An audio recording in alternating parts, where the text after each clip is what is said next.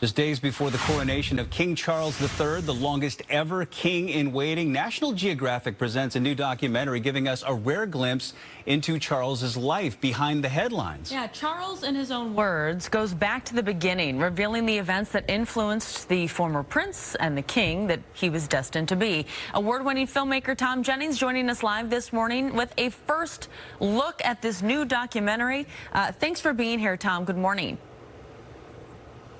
Thanks, Liz. Great to be here. Absolutely. So a lot of people might know your work. You did Diana in her own words. So let's talk about this new documentary here from Charles' perspective and the inspiration for you behind it. Well, the inspiration was when the Queen passed, we thought, perhaps it's time to take a closer look at who really is Charles. The goal of this film was to look at who he is, where he came from, try and find stories that have not been told, which we've done, and then allow the audience to extrapolate forward and try and determine in their own minds what kind of king will he be. And I have to admit that I was amongst people that perhaps painted him with a very broad brush stroke that you see in the media. He's either cold or distant or calculating or indifferent. And it turns out there's a lot more there to King Charles than I give him credit for. We didn't set out to make a pro-Charles film.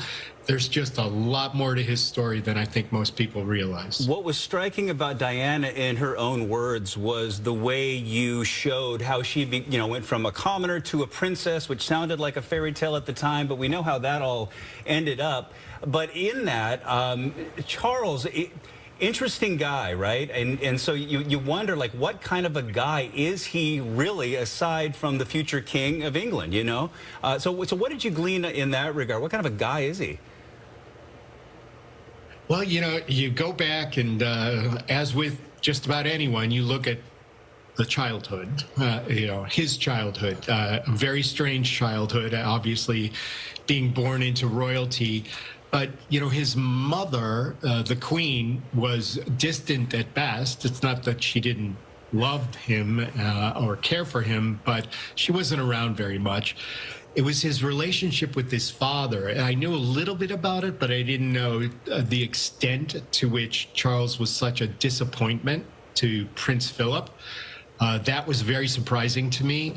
Philip sent him first to a boarding school in Scotland, which was fairly notorious for being a tough place for somebody like the future King of England. He was mercilessly bullied there, beaten up often.